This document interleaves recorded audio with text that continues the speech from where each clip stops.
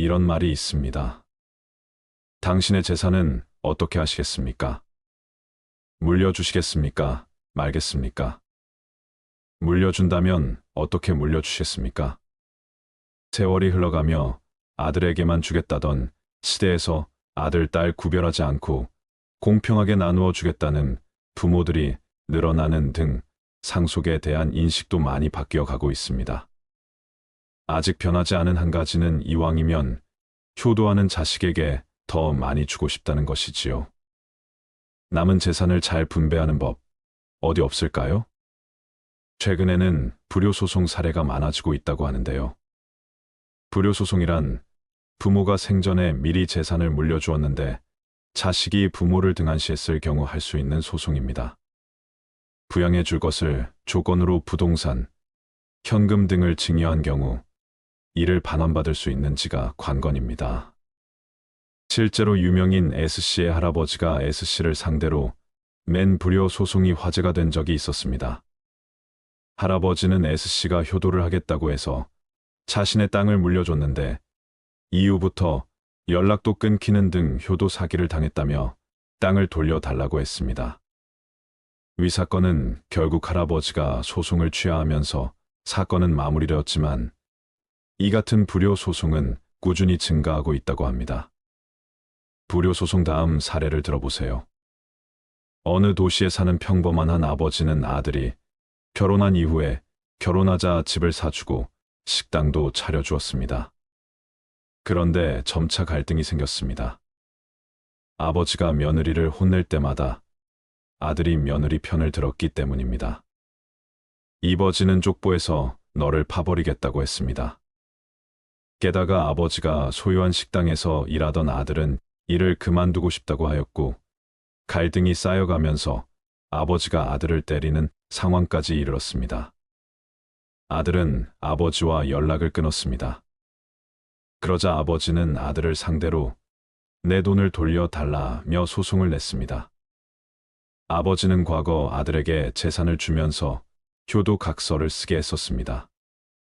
자식으로서의 기본적 의무를 하며 부모를 충실히 부양한다. 이를 지키지 않으면 돈을 반환한다. 재판부는 1년 넘게 연락을 끊은 건 자식의 기본 도리조차 지키지 않은 불효이며 부모를 충실히 부양하겠다는 효도 각서에도 위반된다면서 돈을 반환해야 한다고 보았습니다. 아들은 아버지가 욕하고 때린 게 근본 원인이라고 했지만 법원은 그렇더라도 기본적인 의무는 해야 한다고 판단하였지요. 결과는 아버지의 승소였습니다. 여러분, 오늘은 유산 상속에 대한 다양한 이야기를 해보려 합니다. 상속에 대한 몇 가지 사례를 들어보시고 부모 자식 간의 관계에 대해 생각해보는 시간을 가져보시기 바랍니다. 먼저 어느 아버지가 상속한 유산 이야기를 들어보세요. 어느 도시에 거주하는 한 아버지가 사남매를 잘 키워 모두 대학을 졸업시키고 시집, 장가를 다 보내고 났더니 덜컥 지병이 악화되어 중병에 걸리고 말았습니다. 아버지는 중병에 걸린 사실을 알고 하루는 자식과 며느리와 딸과 사위를 모두 불러 모아놓고 말했습니다. 내가 너희들을 키우고 대학 보내고 시집, 장가 보내고 사업을 하나다 보니 7억 정도 빚을 졌다.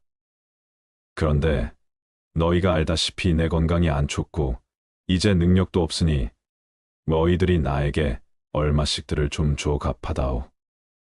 이 종이에 얼마씩 갚겠다고 적으라고 했습니다. 아버지가 재산이 좀 있는 줄 알고 나눠줄 걸로 알고 온 자식들은 서로 얼굴만 멀뚱히 쳐다보고 아무 말이 없는데 그때 형제 중 그리 잘 살지도 못하는 둘째 아들이 제일 먼저 종이에 5천만 원을 적었습니다. 그러자 마지못해 나머지 자식들도 경매 가격을 매기듯 큰 아들이 2천만 원, 셋째 아들이 1,500만 원, 딸이 1천만 원을 적었습니다. 그 후는 문병 한 번 없었고 안부 전화 한 번 없는 자식들을 어느 날 아버지가 다시 모두 불러 모았는데 이번에는 며느리와 사위는 아예 오지 않고 사남매만 왔습니다. 그러자 아버지가 말했습니다. 내가 죽고 나면 너희들이 얼마 되지 않는 유산 문제로 싸움질하고 형제 간 반목만 생길까봐. 그래서 내 전 재산을 정리해 공증까지 마쳤다. 지난번에 너희가 적어준 액수의 5배를 너희들에게 나눠줄 유산으로 결정해서 나눠주려고 한다. 이것으로 너희들에게 내가 줄 재산 상속은 끝이다라고 말하시면서 공증한 서류를 사남매 앞에 내놓는 거였습니다. 공증된 내용은 다음과 같았습니다. 장남 1억 원, 둘째 2억 5천만 원, 셋째 7,500만 원, 딸 5천만 원, 그리고 나머지 재산 전액 50억은 어머니라고 적혀 있었습니다. 이 내용을 보고 상속을 적게 받은 자식들은 얼굴 안색이 사색이 되었지만 어머니는 아무 말도 하지 않았습니다. 그러자 아버지는 말했습니다. 너희 어머니의 재산 상속 방법은 내가 저기 보이는 금고 속에 넣어두었으니 너희 어머니는 내가 지시한 계산 방법대로 어머니의 유산은 분배될 것이다. 그리고는 아래의 금고 키를 어머니에게 주고는 눈을 감았습니다. 그 후 아버지가 돌아가시고 어머니만 남게 되자 아들, 딸은 물론 며느리들과 사위까지도 교대로 어머니를 하느님처럼 받들고 모시는 거였습니다. 그래서 어머니는 남편의 유언인 금고, 덕으로 실컷 효도를 받게 된 어머니가 돌아가시자 드디어 자식들은 드디어 금고 문을 열어보았습니다. 열어보니 편지 한 장이 남아 있었습니다. 내 이럴 줄 알았다. 그래서 너희 어머니 재산은 다음과 같이 상속하게 은행에다 공증해 놓았다. 은행에 보관한 50억 원은 그동안 이자가 불었을 거다. 아들, 딸, 며느리, 사위 모두가 너희들의 효행이 공평했던 것처럼 나도 그 돈을 아들, 딸 순위 구분 없이 모두 공평하게 나눠 가져가게 처리해 놓았으니 찾아가거라. 그동안 어머니를 잘 모셔주어서 고맙다. 아버지의 현명한 판단으로 사남 모두는 산 때문에 싸우지도 않았을 뿐만 아니라 분쟁도 생기지 않았다고 합니다. 그리고 제사날이나 명절날은 매년마다 제사 순번을 교대해가며 제사를 지낸다고 합니다. 다음 또 다른 사례를 들어보세요. 올해 85세인 한 할아버지는 2살 아래인 아내와 함께 실버타운에서 노후를 보내고 있다. 전직 세무사였던 그는 10여 년 전 일을 그만두면서 충분한 자금을 갖고 실버타운 생활을 시작했다. 세무사 생활을 하면서 넉넉한 수입으로 여유 있게 살아온 습관이 있어서 실버타운에서도 돈에 대해 그다지 걱정하지 않았다. 문제는 할아버지와 그 아내가 퇴직 당시에 예상보다 오래 살고 있어 할아버지가 준비한 노후 자금이 최근에 바닥을 드러냈다는 것. 하는 수 없이 할아버지는 퇴직 전 10억여 원의 경제적 지원을 해준 장남을 불렀다. 퇴직 당시 사무실 건물을 판 돈 10억 원을 장남에게 주면서 돈을 주는 조건으로 노후 봉양을 부탁했고 장남은 그렇게 하겠다고 약속했던 적이 있었기 때문이다. 장남에게 그만한 재산을 줬고 현재 장남이 상당한 재산이 있으니 당연히 노부모의 생활비를 대겠다고 할 줄 알았다. 그러나 장남의 반응은 예상과는 전혀 달랐다. 생활비를 내라는 요구에 장남은 줬다 뺏는 법이 어디 있냐. 나한테 그 많은 생활비를 낼 돈이 어디 있느냐.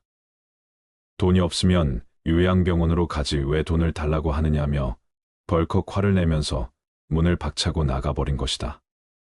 그 사건 이후 할아버지는 장남에 대한 배신감으로 잠도 못 이루고 식음을 전폐하다시피 하고 있다. 배신감과 울분보다 더 절박한 문제는 300여만 원의 실버타운 생활비를 낼 돈이 없다는 것이다. 물론 증여해제 소송이나 부양료 청구 소송 등의 법적 수단은 있겠지만 할아버지는 배신감에 어떻게 해야 할지 할아버지는 괴롭기만 하다고 합니다. 여러분, 들어보시니 어떠신가요? 100세 시대를 바라보고 있습니다. 소득 없이 버텨야 하는 기간이 과거보다 훨씬 길어졌고 부양 비용도 그에 비례해 치솟았습니다. 특히 사망 전 1년 동안은 자기 일평생 동안 쓴 병원비의 4분의 1가량이 들어가는 시기라고 합니다.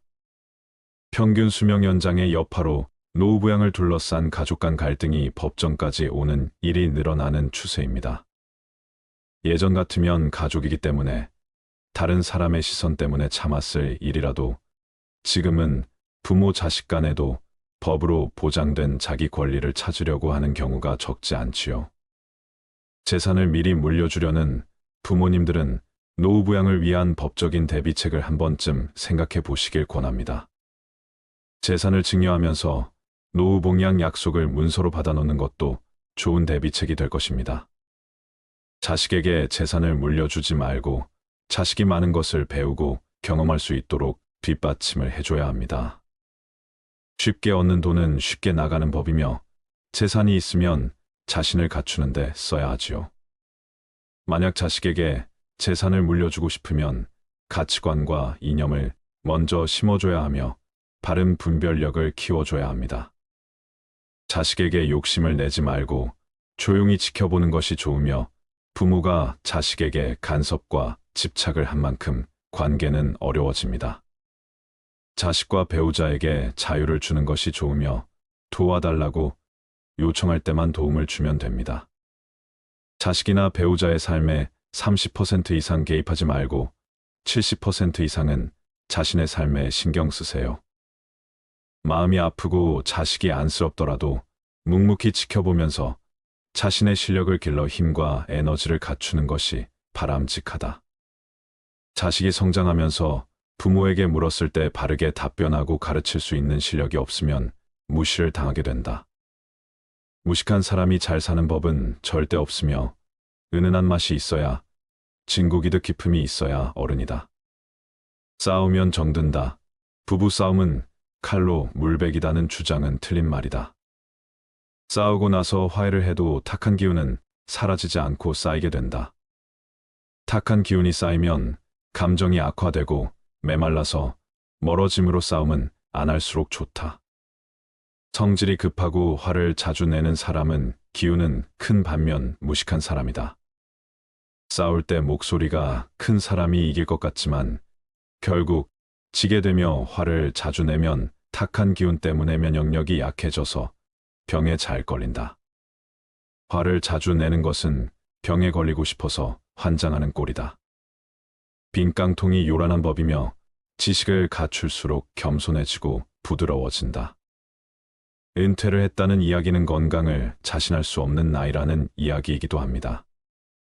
내가 갑작스런 상황에서 건강 문제 때문에 또는 자녀들 문제 때문에 긴급히 돈을 필요로 할 때 노후 자금을 모두 주택 자금으로 써버린다면 그 다음에는 해결 방법이 없습니다.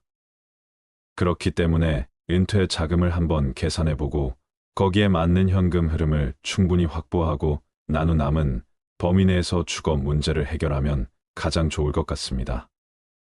오늘은 나이 들어 전원 생활하시고 싶은 분에게 도움이 되는 말씀을 드리고자 합니다. 나이 들어 노후 준비할 때 흔히 도시에 오래 사신 분들은 나이 들면 고향이나 시골에 가서 여유롭게 전원 생활하며 살고 싶은 분들 많으실 겁니다.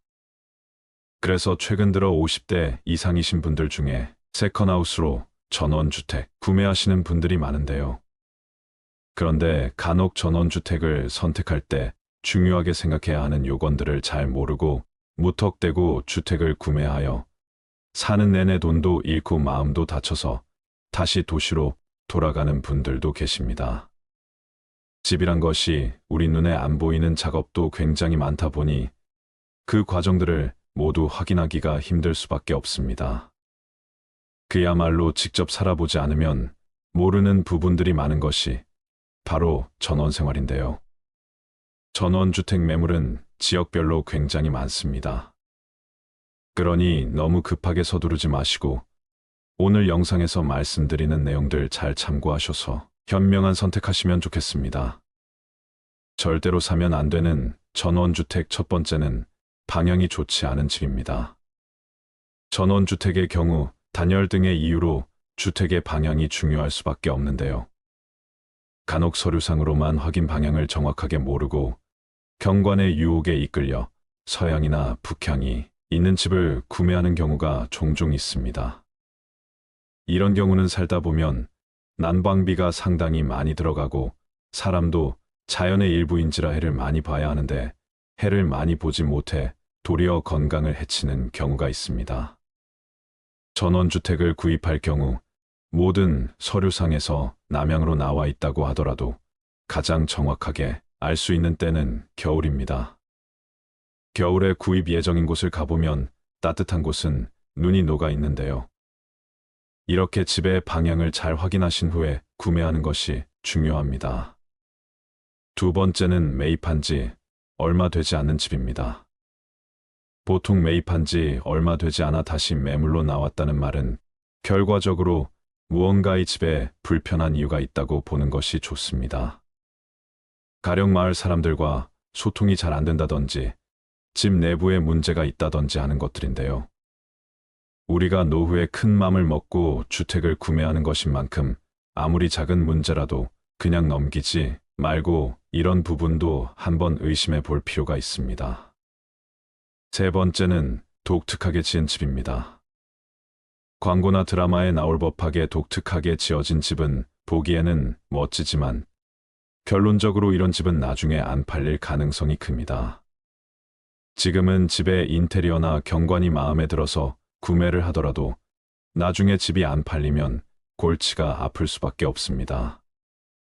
일반적이지 않고 독특한 집들의 특징이 편리함보다는 디자인적 요소를 우선해서 만들어주기 때문에 일반적이지 않은 특별한 건축자재를 쓴다거나 외형이나 내부 구조가 특별한 경우가 많습니다.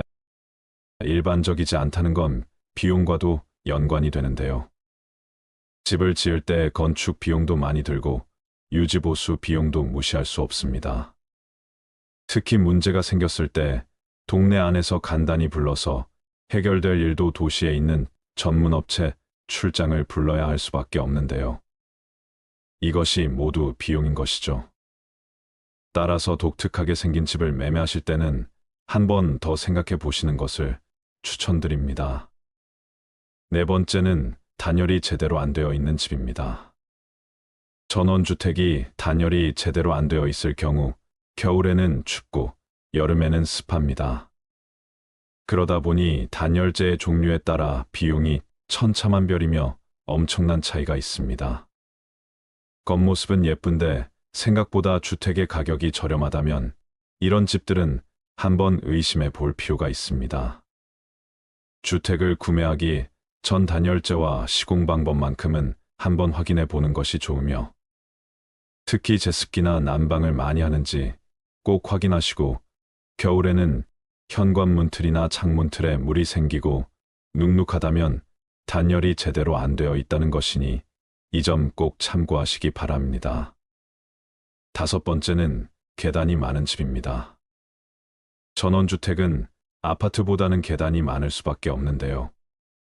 아파트 오래 살던 분들이 전원주택을 볼 때 집 내부에 있는 계단은 특별히 신경을 안 쓰는 경우가 많습니다. 특히 전원주택의 계단은 인테리어 효과가 있고 공간 분리도 되기 때문에 보통 2층에 침실을 두고 1층은 주방과 거실로 사용하는 경우가 많은데요. 하지만 이렇게 계단이 많은 집은 기력이 떨어지거나 무릎이 안 좋을 경우 치명적일 수 있습니다. 따라서 전원주택을 보실 때는 계단이 많지 않거나 있다 하더라도 낮은 계단이 있는 집이 좋습니다. 여섯 번째는 단지로 구성된 전원마을입니다. 요즘 여러 이웃들과 함께 단지를 구성해서 살아가는 전원마을이 전국적으로 많은데요. 외딴 곳에 단독으로 지어져 있는 집을 선택하는 경우 고립감 등으로 힘들 것을 생각해서 이렇게 주변 이웃들과 함께 생활할 수 있는 단지형 전원주택을 선택하는 경우도 있습니다. 그런데 단지 전원마을의 경우 소음으로 스트레스를 받는 경우가 많은데요. 각각 독립된 주택인데 크게 소음이 있겠냐 하실 수 있지만 단지 마을은 주택과 주택의 간격이 좁고 마당이 오픈되어 있다 보니 마당에서 개가 짖는다거나 주말마다 바베큐 파티를 하는 이웃이 있다면 옆집까지 소음이 다 들리게 됩니다. 그러다 보면 이웃 간에 서로 감정이 상하게 되어 불편한 이웃이 되는 것이죠. 또한 원하지 않은 관심과 간섭으로 불편한 관계가 되는 경우도 많습니다. 이 밖에 한 가지 유의하실 점은 단지로 구성된 마을 특성상 아이들이 있는 가정에 장점이 많다 보니 어린아이를 키우는 이웃들이 꽤 많습니다. 따라서 조용히 살고 싶어서 전원 생활을 계획하시는 분들이라면 단지로 구성된 전원마을 선택은 한번 고민해 보셔야 합니다. 7번째는 큰 집입니다. 흔히들 시골에 내려와서 전원 생활을 하면 친구들이 내려오거나 다 큰 자녀들이 집에 왔을 때 좁지 않은 집이면 좋겠다는 생각을 하게 마련입니다. 특히 도시에서는 비싼 집값 때문에 갑갑하고 좁은 집에 살다가 시골에서는 널찍한 마당에 2층으로 된 큰 집에서 살고 싶다고 생각하시는 분들도 상당히 많이 있습니다. 그러나 우리가 한번 생각해 봐야 할 부분은 친구들이나 자녀들은 막상 1년에 몇 번 오지도 않습니다. 그런데 다른 사람들에게 보여줄 생각으로 무턱대고 큰 집을 매매했다가는 낭패를 보게 됩니다. 왜냐하면 청소나 유지보수 등 전원주택 관리에 어려움도 있고 난방비가 상당히 많이 들어가기 때문입니다. 따라서 큰 집을 선택하실 때는 이런 부분들도 한번 고려해 보시면 좋겠습니다. 8번째는 시공업체에서 만든 집입니다. 업체에서 만든 집의 경우 꼼꼼한 확인이 필요합니다. 개인이 건축한 집은 아무래도 본인이 살 집이니까 되도록 좋은 자재를 사용하고 창틀이나 외부 벽에 나무를 사용한 집들이 있는데 보기에는 깨끗하고 마음이 편안해지는 것 같습니다. 그런데 이것이 몇 년 지나고부터는 썩어 들어가기 시작합니다. 예외는 거의 없다고 보시면 되며 방부목을 쓰던 그 어떤 방수 작업을 하던 간에 뒤눈 바람을 이길 수가 없는데요. 외장재와 더불어 나무로 된 데크의 상태도 한번 보시는 것이 좋습니다. 외부에 있는 나무 데크가 썩어 있거나 파손되어 있다면 관리가 안 된 집일 가능성이 크기 때문이죠. 데크의 경우 주기적인 유지 보수가 필요하며 45년 뒤에 나무가 썩기 시작하면 깨지고 뒤틀리면서 변형이 일어납니다. 외부에서 오는 자연재해들을 온몸으로 맞아가면서도 썩지 않는 나무는 살아있는 수목계에는 없다고 보시면 됩니다. 외장재 나무는 정말 신경을 많이 써야 하며 비용도 많이 들어가는 요소 중 하나입니다. 따라서 같은 조건이라면 외장재로 나무를 많이 사용하지 않은 집이 좋습니다. 마지막은 혐오시설입니다. 전원주택을 고를 때 또 하나 잘 판단해야 할 것은 바로 주변의 혐오시설 여부입니다. 고압선이나 축사 공장, 사격장, 비행장, 군부대, 공동묘지, 하수처리장 등 악취나 생활의 불편을 초래한 시설들이 있는 곳은 되도록 피하는 것이 좋습니다.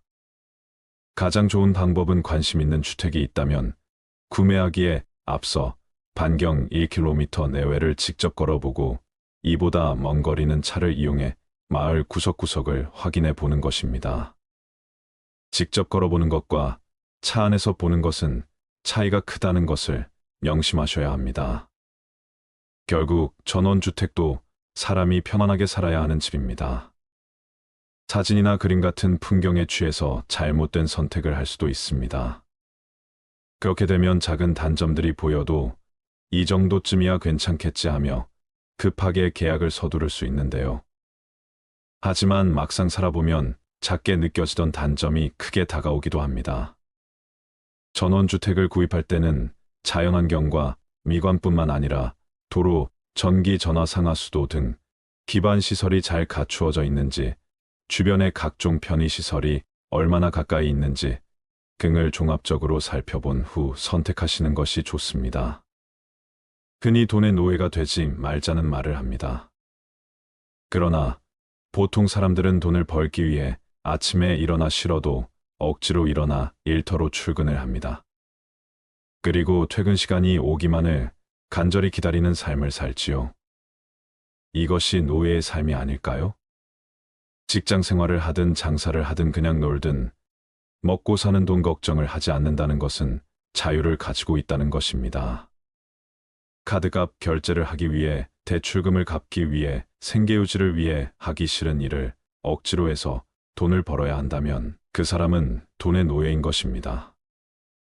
돈 때문에 힘들어하시는 분들이 보시면 좋은 벤자민 프랭클린의 돈을 부르는 마음가짐을 소개해드리겠습니다. 돈은 시간의 동반자다. 누구나 시간을 낭비하지 않고 현명하게 다룰 수 있어야 한다. 돈과 시간은 서로 연결이 되어 있다. 우리는 시간을 소비하면서 돈을 벌고 돈을 사용하면서 시간을 소비한다. 이 말은 돈을 어떻게 다루느냐에 따라 우리의 시간과 삶의 질이 영향을 받을 수 있다는 걸 이야기한다. 시간을 현명하게 다루는 것이 중요하다는 것을 알아야 한다. 시간은 한정된 자원이며 어떻게 사용하느냐에 따라 결과가 달라진다. 시간을 낭비하지 않고 효율적으로 활용하면서 돈을 현명하게 다루는 것이 중요하다는 걸 알아라. 돈을 적절하게 사용하고 투자하여 더 많은 시간과 자유를 확보해야만 한다.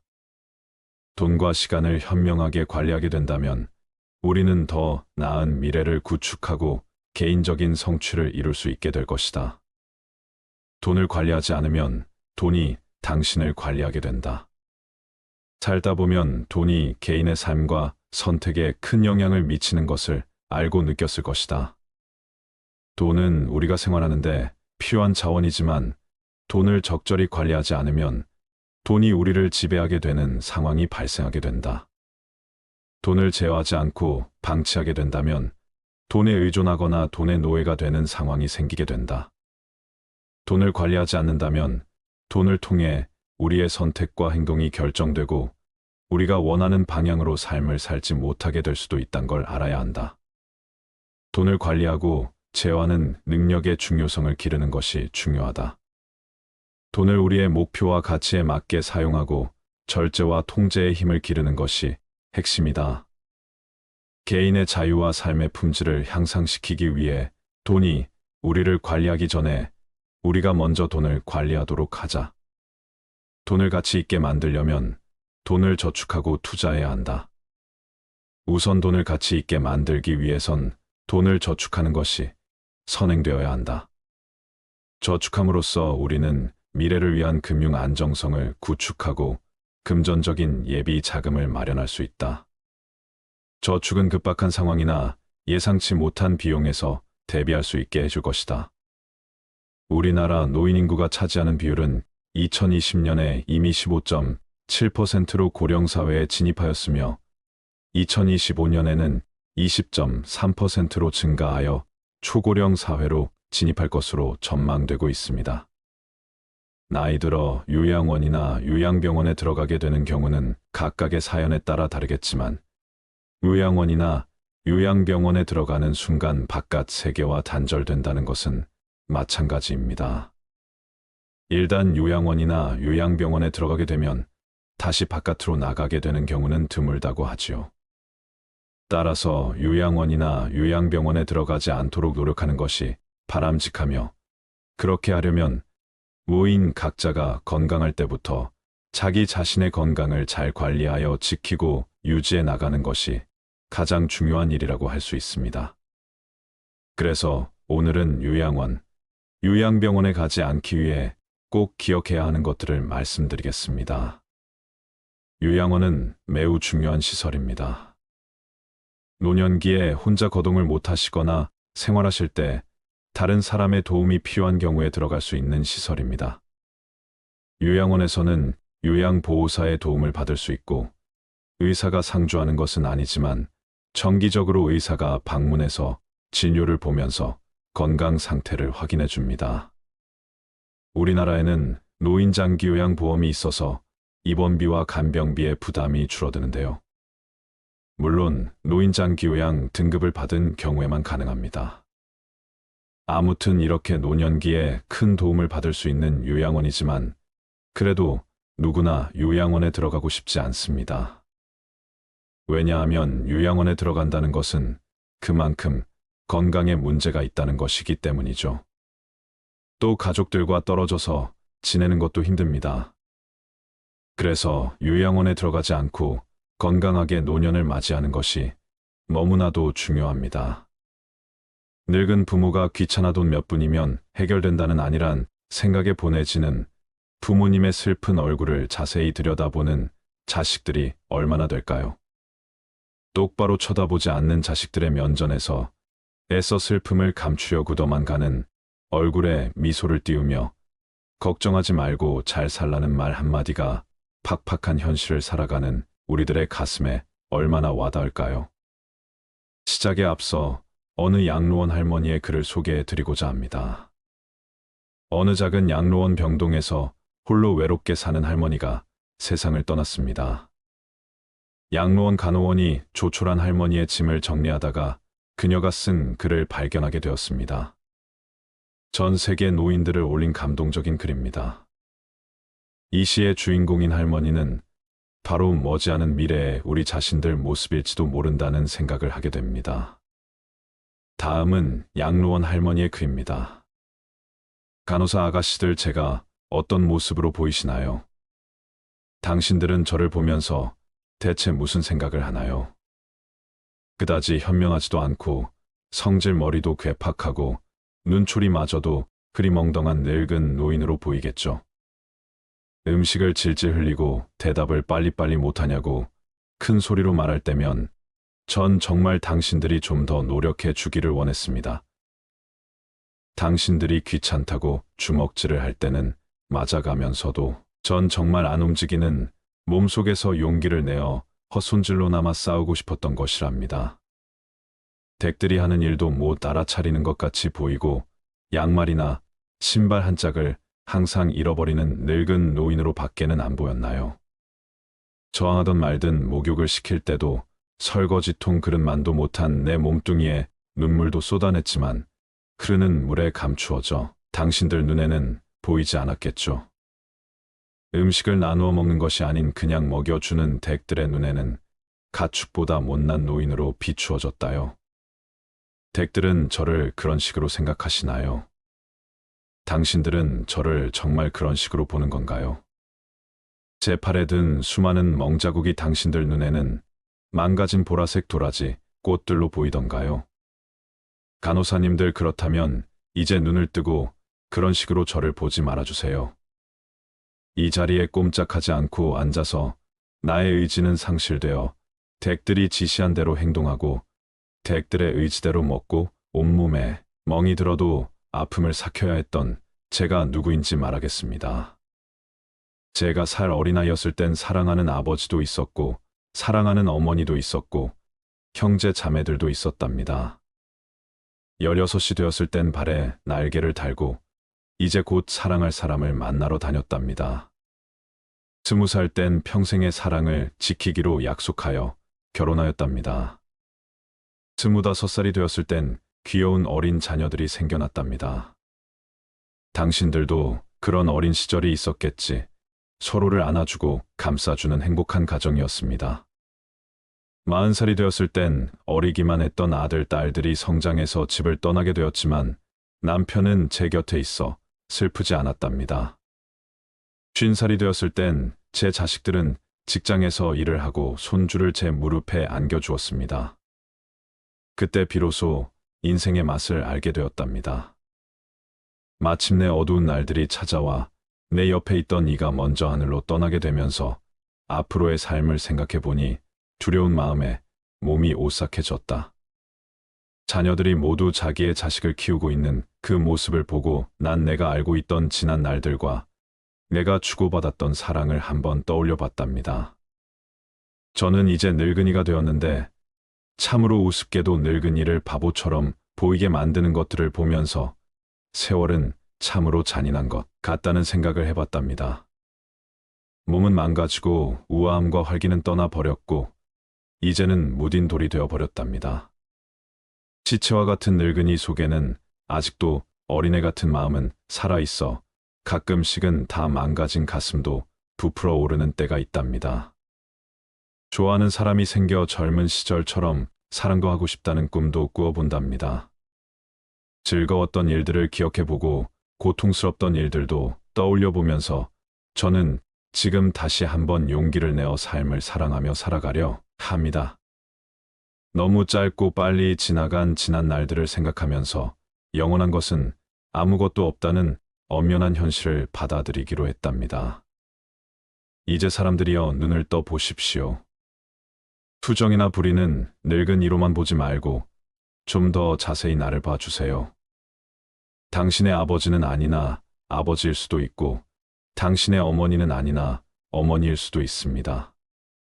그냥 가축에게 모이를 주듯하지 마세요. 그냥 먹고 싶습니다. 멍들게 하지 마세요. 가슴 속에 멍을 안고 떠나지 않게 해주세요. 사는 동안에 하나뿐인 나의 간절한 소망입니다. 여러분들은 이 글을 보면서 무슨 생각이 들었나요? 인간은 태어났다가 생로병사를 거치며 결국은 죽습니다. 현실판 고려장이라 불리는 요양원의 현실이 이렇다는 것에 공감을 하며 애잔합니다.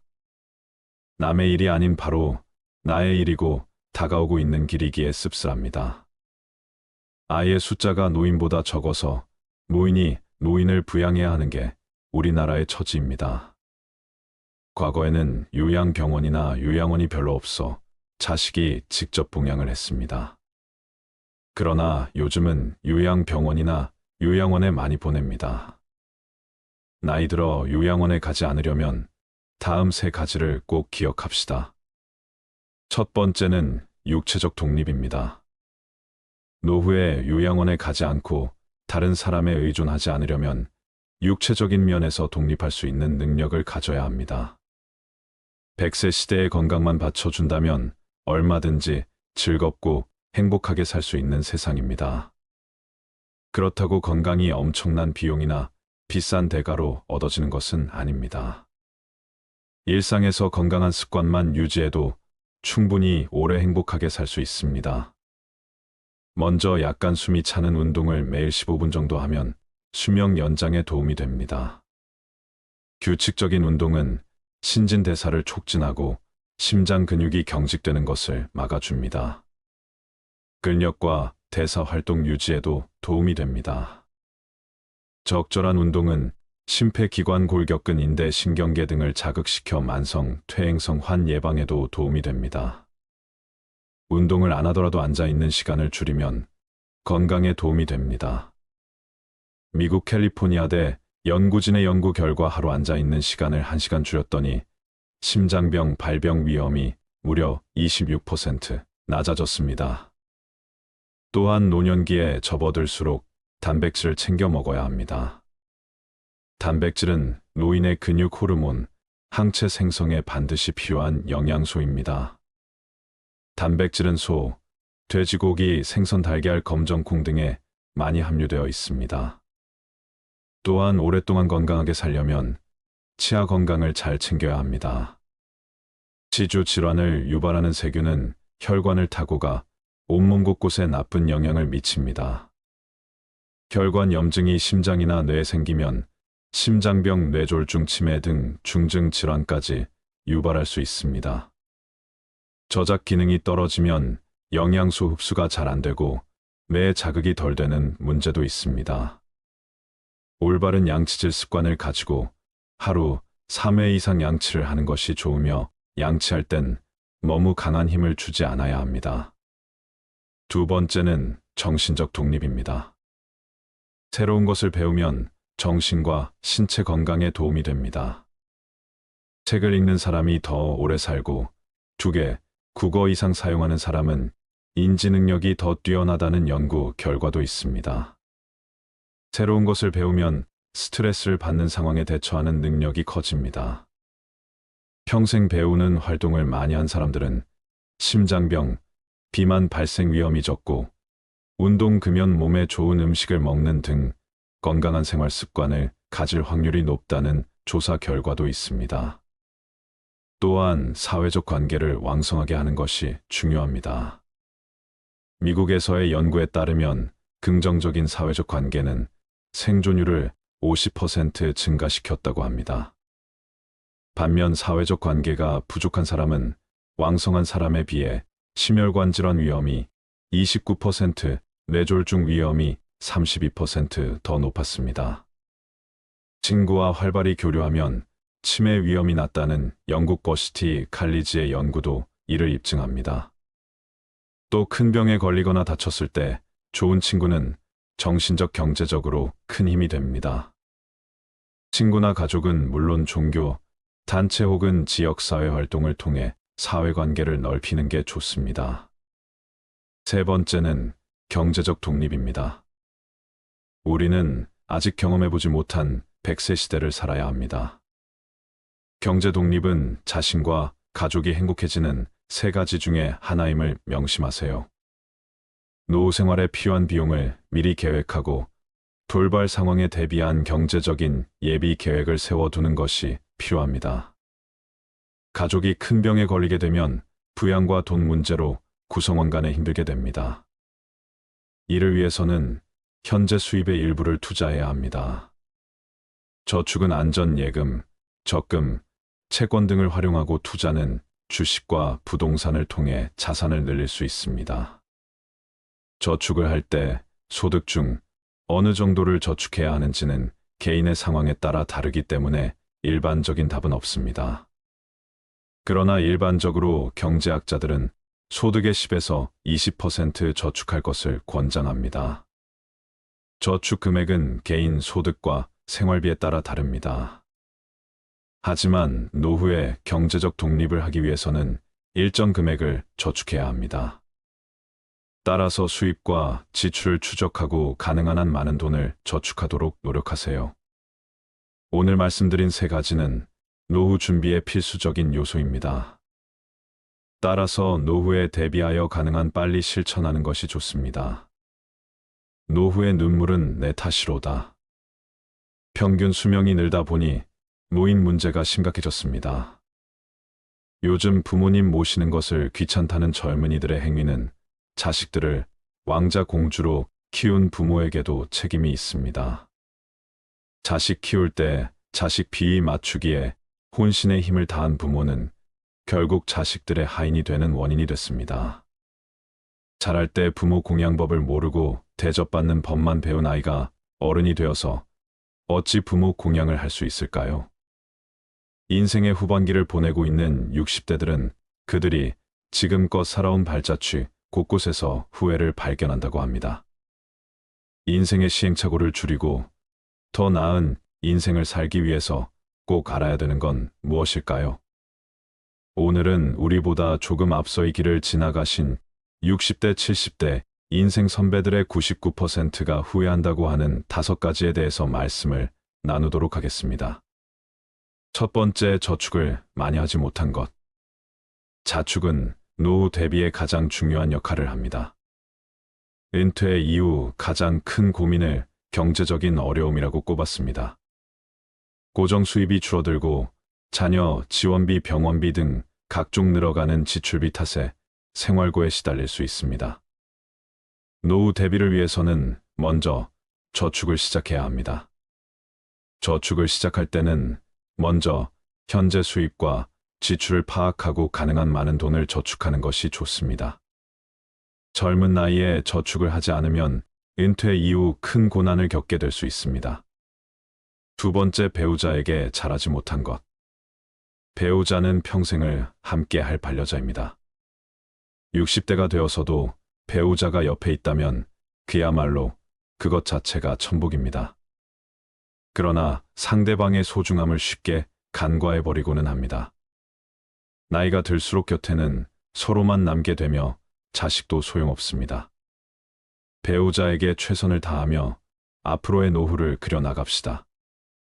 세 번째, 건강을 소홀하게 한 것. 건강이 중요하다는 사실을 모르는 사람은 없습니다. 하지만 젊어서는 그것을 잘 모르고 자기의 몸을 혹사시킵니다. 그거 하나 한다고 건강해지겠어 하고 무심히 지나쳤던 습관들이 사실은 평생 건강을 지키는 열쇠입니다. 건강을 유지하기 위해서는 규칙적인 운동과 올바른 식습관을 유지하는 것이 중요합니다.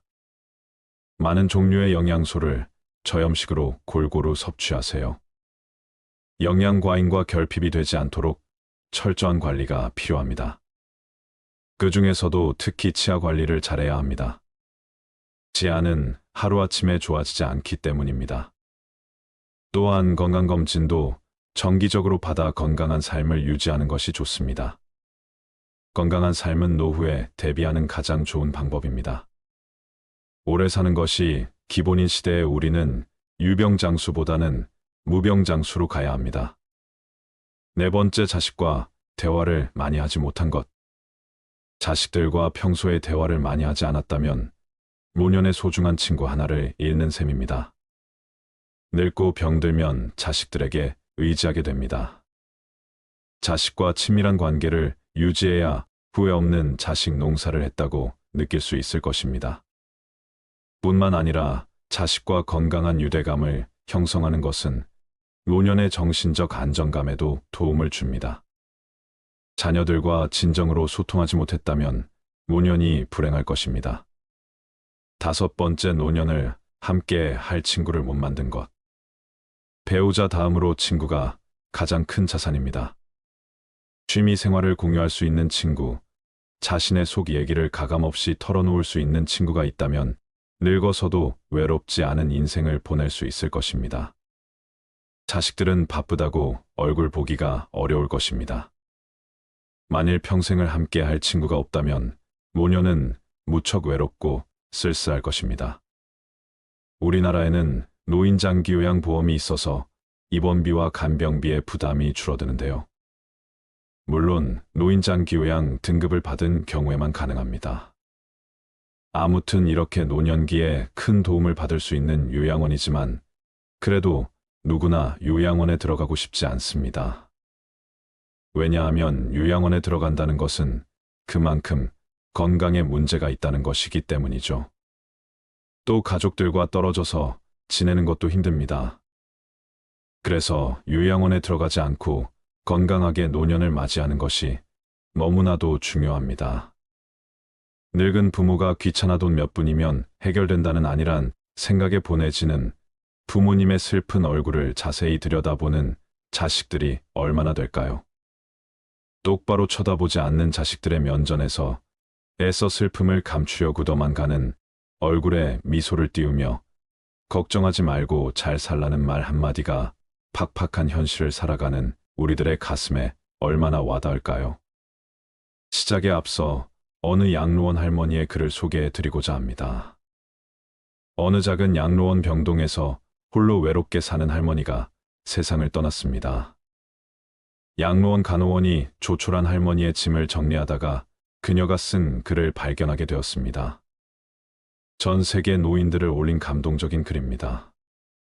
이 시의 주인공인 할머니는 바로 머지않은 미래의 우리 자신들 모습일지도 모른다는 생각을 하게 됩니다. 다음은 양로원 할머니의 글입니다. 간호사 아가씨들, 제가 어떤 모습으로 보이시나요? 당신들은 저를 보면서 대체 무슨 생각을 하나요? 그다지 현명하지도 않고 성질 머리도 괴팍하고 눈초리마저도 흐리멍덩한 늙은 노인으로 보이겠죠. 음식을 질질 흘리고 대답을 빨리빨리 못하냐고 큰 소리로 말할 때면 전 정말 당신들이 좀 더 노력해 주기를 원했습니다.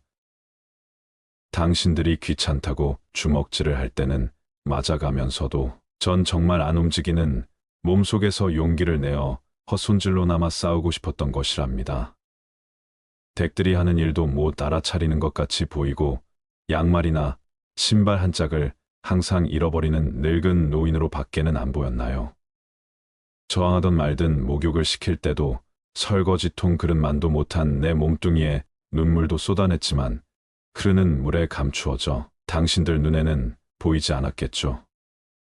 음식을 나누어 먹는 것이 아닌 그냥 먹여주는 댁들의 눈에는 가축보다 못난 노인으로 비추어졌다요. 댁들은 저를 그런 식으로 생각하시나요? 당신들은 저를 정말 그런 식으로 보는 건가요? 제 팔에 든 수많은 멍자국이 당신들 눈에는 망가진 보라색 도라지, 꽃들로 보이던가요? 간호사님들, 그렇다면 이제 눈을 뜨고 그런 식으로 저를 보지 말아주세요. 이 자리에 꼼짝하지 않고 앉아서 나의 의지는 상실되어 댁들이 지시한 대로 행동하고 댁들의 의지대로 먹고 온몸에 멍이 들어도 아픔을 삭혀야 했던 제가 누구인지 말하겠습니다. 제가 살 어린아이였을 땐 사랑하는 아버지도 있었고, 사랑하는 어머니도 있었고, 형제 자매들도 있었답니다. 16이 되었을 땐 발에 날개를 달고, 이제 곧 사랑할 사람을 만나러 다녔답니다. 20살 땐 평생의 사랑을 지키기로 약속하여 결혼하였답니다. 25살이 되었을 땐 귀여운 어린 자녀들이 생겨났답니다. 당신들도 그런 어린 시절이 있었겠지. 서로를 안아주고 감싸주는 행복한 가정이었습니다. 40살이 되었을 땐 어리기만 했던 아들, 딸들이 성장해서 집을 떠나게 되었지만 남편은 제 곁에 있어 슬프지 않았답니다. 50살이 되었을 땐 제 자식들은 직장에서 일을 하고 손주를 제 무릎에 안겨주었습니다. 그때 비로소 인생의 맛을 알게 되었답니다. 마침내 어두운 날들이 찾아와 내 옆에 있던 이가 먼저 하늘로 떠나게 되면서 앞으로의 삶을 생각해 보니 두려운 마음에 몸이 오싹해졌다. 자녀들이 모두 자기의 자식을 키우고 있는 그 모습을 보고 난 내가 알고 있던 지난 날들과 내가 주고받았던 사랑을 한번 떠올려 봤답니다. 저는 이제 늙은이가 되었는데 참으로 우습게도 늙은이를 바보처럼 보이게 만드는 것들을 보면서 세월은 참으로 잔인한 것 같다는 생각을 해봤답니다. 몸은 망가지고 우아함과 활기는 떠나버렸고 이제는 무딘 돌이 되어버렸답니다. 시체와 같은 늙은이 속에는 아직도 어린애 같은 마음은 살아있어 가끔씩은 다 망가진 가슴도 부풀어 오르는 때가 있답니다. 좋아하는 사람이 생겨 젊은 시절처럼 사랑도 하고 싶다는 꿈도 꾸어본답니다. 즐거웠던 일들을 기억해보고 고통스럽던 일들도 떠올려보면서 저는 지금 다시 한번 용기를 내어 삶을 사랑하며 살아가려 합니다. 너무 짧고 빨리 지나간 지난 날들을 생각하면서 영원한 것은 아무것도 없다는 엄연한 현실을 받아들이기로 했답니다. 이제 사람들이여 눈을 떠 보십시오. 투정이나 불의는 늙은 이로만 보지 말고 좀 더 자세히 나를 봐주세요. 당신의 아버지는 아니나 아버지일 수도 있고 당신의 어머니는 아니나 어머니일 수도 있습니다. 그냥 가축에게 모이를 주듯하지 마세요. 그냥 먹고 싶습니다. 멍들게 하지 마세요. 가슴 속에 멍을 안고 떠나지 않게 해주세요. 사는 동안에 하나뿐인 나의 간절한 소망입니다. 여러분들은 이 글을 보면서 무슨 생각이 들었나요? 인간은 태어났다가 생로병사를 거치며 결국은 죽습니다. 현실판 고려장이라 불리는 요양원의 현실이 이렇다는 것에 공감을 하며 애잔합니다. 남의 일이 아닌 바로 나의 일이고 다가오고 있는 길이기에 씁쓸합니다. 아이의 숫자가 노인보다 적어서 노인이 노인을 부양해야 하는 게 우리나라의 처지입니다. 과거에는 요양병원이나 요양원이 별로 없어 자식이 직접 봉양을 했습니다. 그러나 요즘은 요양병원이나 요양원에 많이 보냅니다. 나이 들어 요양원에 가지 않으려면 다음 세 가지를 꼭 기억합시다. 첫 번째는 육체적 독립입니다. 노후에 요양원에 가지 않고 다른 사람에 의존하지 않으려면 육체적인 면에서 독립할 수 있는 능력을 가져야 합니다. 100세 시대의 건강만 받쳐준다면 얼마든지 즐겁고 행복하게 살 수 있는 세상입니다. 그렇다고 건강이 엄청난 비용이나 비싼 대가로 얻어지는 것은 아닙니다.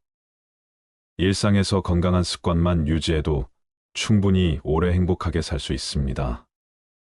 먼저 약간 숨이 차는 운동을 매일 15분 정도 하면 수명 연장에 도움이 됩니다. 규칙적인 운동은 신진대사를 촉진하고 심장 근육이 경직되는 것을 막아줍니다. 근력과 대사 활동 유지에도 도움이 됩니다. 적절한 운동은 심폐기관 골격근 인대 신경계 등을 자극시켜 만성 퇴행성 환 예방에도 도움이 됩니다. 운동을 안 하더라도 앉아있는 시간을 줄이면 건강에 도움이 됩니다. 미국 캘리포니아대 연구진의 연구 결과 하루 앉아있는 시간을 1시간 줄였더니 심장병 발병 위험이 무려 26% 낮아졌습니다. 또한 노년기에 접어들수록 단백질을 챙겨 먹어야 합니다. 단백질은 노인의 근육 호르몬, 항체 생성에 반드시 필요한 영양소입니다. 단백질은 소, 돼지고기, 생선, 달걀, 검정콩 등에 많이 함유되어 있습니다. 또한 오랫동안 건강하게 살려면 치아 건강을 잘 챙겨야 합니다. 치주 질환을 유발하는 세균은 혈관을 타고 가 온몸 곳곳에 나쁜 영향을 미칩니다. 혈관 염증이 심장이나 뇌에 생기면 심장병, 뇌졸중, 치매 등 중증 질환까지 유발할 수 있습니다. 저작 기능이 떨어지면 영양소 흡수가 잘 안 되고 뇌에 자극이 덜 되는 문제도 있습니다. 올바른 양치질 습관을 가지고 하루 3회 이상 양치를 하는 것이 좋으며 양치할 땐 너무 강한 힘을 주지 않아야 합니다. 두 번째는 정신적 독립입니다. 새로운 것을 배우면 정신과 신체 건강에 도움이 됩니다. 책을 읽는 사람이 더 오래 살고 2개, 국어 이상 사용하는 사람은 인지 능력이 더 뛰어나다는 연구 결과도 있습니다. 새로운 것을 배우면 스트레스를 받는 상황에 대처하는 능력이 커집니다. 평생 배우는 활동을 많이 한 사람들은 심장병, 비만 발생 위험이 적고 운동, 금연, 몸에 좋은 음식을 먹는 등 건강한 생활 습관을 가질 확률이 높다는 조사 결과도 있습니다. 또한 사회적 관계를 왕성하게 하는 것이 중요합니다. 미국에서의 연구에 따르면 긍정적인 사회적 관계는 생존율을 50% 증가시켰다고 합니다. 반면 사회적 관계가 부족한 사람은 왕성한 사람에 비해 심혈관 질환 위험이 29%, 뇌졸중 위험이 32% 높았습니다. 친구와 활발히 교류하면 치매 위험이 낮다는 영국 버시티 칼리지의 연구도 이를 입증합니다. 또 큰 병에 걸리거나 다쳤을 때 좋은 친구는 정신적, 경제적으로 큰 힘이 됩니다. 친구나 가족은 물론 종교, 단체 혹은 지역사회 활동을 통해 사회관계를 넓히는 게 좋습니다. 세 번째는 경제적 독립입니다. 우리는 아직 경험해보지 못한 100세 시대를 살아야 합니다. 경제 독립은 자신과 가족이 행복해지는 3가지 중에 하나임을 명심하세요. 노후 생활에 필요한 비용을 미리 계획하고 돌발 상황에 대비한 경제적인 예비 계획을 세워두는 것이 필요합니다. 가족이 큰 병에 걸리게 되면 부양과 돈 문제로 구성원 간에 힘들게 됩니다. 이를 위해서는 현재 수입의 일부를 투자해야 합니다. 저축은 안전 예금, 적금, 채권 등을 활용하고 투자는 주식과 부동산을 통해 자산을 늘릴 수 있습니다. 저축을 할 때 소득 중 어느 정도를 저축해야 하는지는 개인의 상황에 따라 다르기 때문에 일반적인 답은 없습니다. 그러나 일반적으로 경제학자들은 소득의 10에서 20% 저축할 것을 권장합니다. 저축 금액은 개인 소득과 생활비에 따라 다릅니다. 하지만 노후에 경제적 독립을 하기 위해서는 일정 금액을 저축해야 합니다. 따라서 수입과 지출을 추적하고 가능한 한 많은 돈을 저축하도록 노력하세요. 오늘 말씀드린 3가지는 노후 준비의 필수적인 요소입니다. 따라서 노후에 대비하여 가능한 빨리 실천하는 것이 좋습니다. 노후의 눈물은 내 탓이로다. 평균 수명이 늘다 보니 노인 문제가 심각해졌습니다. 요즘 부모님 모시는 것을 귀찮다는 젊은이들의 행위는 자식들을 왕자 공주로 키운 부모에게도 책임이 있습니다. 자식 키울 때 자식 비위 맞추기에 혼신의 힘을 다한 부모는 결국 자식들의 하인이 되는 원인이 됐습니다. 자랄 때 부모 공양법을 모르고 대접받는 법만 배운 아이가 어른이 되어서 어찌 부모 공양을 할 수 있을까요? 인생의 후반기를 보내고 있는 60대들은 그들이 지금껏 살아온 발자취 곳곳에서 후회를 발견한다고 합니다. 인생의 시행착오를 줄이고 더 나은 인생을 살기 위해서 꼭 알아야 되는 건 무엇일까요? 오늘은 우리보다 조금 앞서 이 길을 지나가신 60대, 70대 인생 선배들의 99%가 후회한다고 하는 5가지에 대해서 말씀을 나누도록 하겠습니다. 첫 번째, 저축을 많이 하지 못한 것. 자축은 노후 대비에 가장 중요한 역할을 합니다. 은퇴 이후 가장 큰 고민을 경제적인 어려움이라고 꼽았습니다. 고정 수입이 줄어들고 자녀 지원비, 병원비 등 각종 늘어가는 지출비 탓에 생활고에 시달릴 수 있습니다. 노후 대비를 위해서는 먼저 저축을 시작해야 합니다. 저축을 시작할 때는 먼저 현재 수입과 지출을 파악하고 가능한 많은 돈을 저축하는 것이 좋습니다. 젊은 나이에 저축을 하지 않으면 은퇴 이후 큰 고난을 겪게 될 수 있습니다. 두 번째, 배우자에게 잘하지 못한 것. 배우자는 평생을 함께 할 반려자입니다. 60대가 되어서도 배우자가 옆에 있다면 그야말로 그것 자체가 천복입니다. 그러나 상대방의 소중함을 쉽게 간과해버리고는 합니다. 나이가 들수록 곁에는 서로만 남게 되며 자식도 소용없습니다. 배우자에게 최선을 다하며 앞으로의 노후를 그려나갑시다. 세 번째, 건강을 소홀하게 한 것. 건강이 중요하다는 사실을 모르는 사람은 없습니다. 하지만 젊어서는 그것을 잘 모르고 자기의 몸을 혹사시킵니다. 그거 하나 한다고 건강해지겠어 하고 무심히 지나쳤던 습관들이 사실은 평생 건강을 지키는 열쇠입니다. 건강을 유지하기 위해서는 규칙적인 운동과 올바른 식습관을 유지하는 것이 중요합니다. 많은 종류의 영양소를 저염식으로 골고루 섭취하세요. 영양 과잉과 결핍이 되지 않도록 철저한 관리가 필요합니다. 그 중에서도 특히 치아 관리를 잘해야 합니다. 치아는 하루아침에 좋아지지 않기 때문입니다. 또한 건강검진도 정기적으로 받아 건강한 삶을 유지하는 것이 좋습니다. 건강한 삶은 노후에 대비하는 가장 좋은 방법입니다. 오래 사는 것이 기본인 시대에 우리는 유병장수보다는 무병장수로 가야 합니다. 네 번째, 자식과 대화를 많이 하지 못한 것. 자식들과 평소에 대화를 많이 하지 않았다면 노년의 소중한 친구 하나를 잃는 셈입니다. 늙고 병들면 자식들에게 의지하게 됩니다. 자식과 친밀한 관계를 유지해야 후회 없는 자식 농사를 했다고 느낄 수 있을 것입니다. 뿐만 아니라 자식과 건강한 유대감을 형성하는 것은 노년의 정신적 안정감에도 도움을 줍니다. 자녀들과 진정으로 소통하지 못했다면 노년이 불행할 것입니다.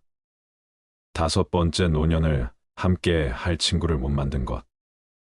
배우자 다음으로 친구가 가장 큰 자산입니다. 취미 생활을 공유할 수 있는 친구, 자신의 속 얘기를 가감없이 털어놓을 수 있는 친구가 있다면 늙어서도 외롭지 않은 인생을 보낼 수 있을 것입니다. 자식들은 바쁘다고 얼굴 보기가 어려울 것입니다. 만일 평생을 함께 할 친구가 없다면 노년은 무척 외롭고 쓸쓸할 것입니다. 오늘은 나이 들어 행복하게 지내기 위한 지혜를 말씀드렸습니다.